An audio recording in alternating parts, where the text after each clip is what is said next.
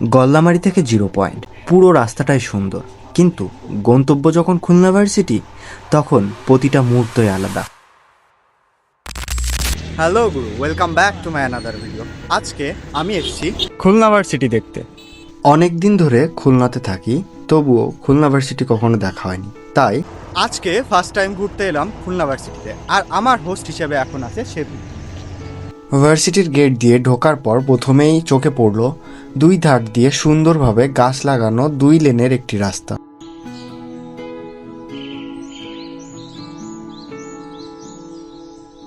এখন যেই জায়গাটাতে আছি এটাকে বলা হয়ে থাকে অদম্য বাংলা।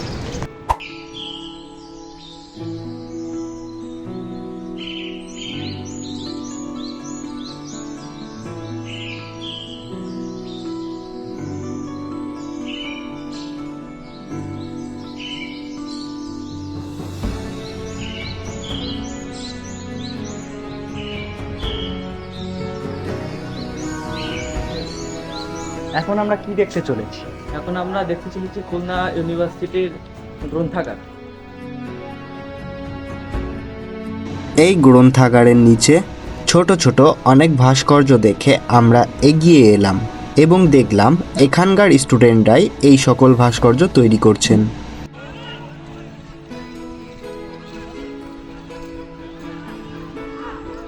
গুরু, এখন আমরা যেই মাঠটাতে দাঁড়িয়ে আছি এইখানে খুলনার সবথেকে বড় বৈশাখী মেলা অনুষ্ঠিত হয়েছিল।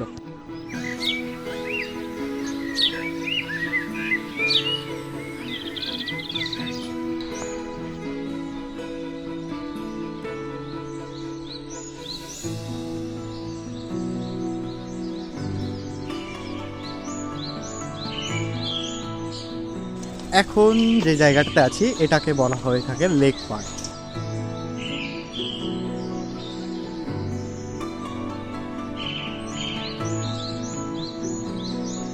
লেক পার্ক দিয়ে হাঁটতে হাঁটতে এখন আমরা চলে এসেছি মন্দিরের সামনে।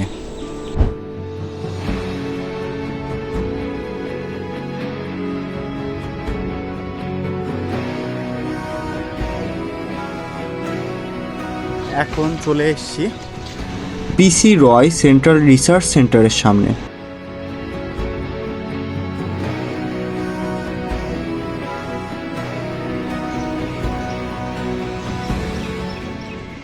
ক্যাম্পাসে বসেছিলাম আর বসে থাকা অবস্থায় সেতুর এখন ফুচকার গন্ধ নাকে গেছে আর ওর ফুচকা খেতে ইচ্ছা করছে, তাই আমরা এখন চলে এসেছি ফুচকা খাওয়ার জন্য।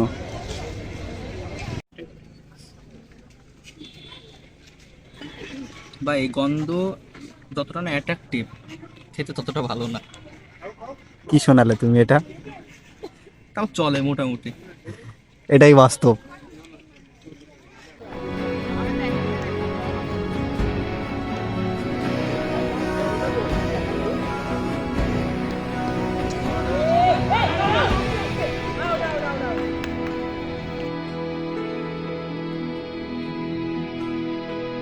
গুরু, এটা ছিল খুলনা ভার্সিটি। আর এই খুলনা ভার্সিটি দেখতে তোমাদের কেমন লাগলো অবশ্যই কমেন্ট বক্সে জানিও। দেখা হবে গুরু নেক্সট ভিডিওতে।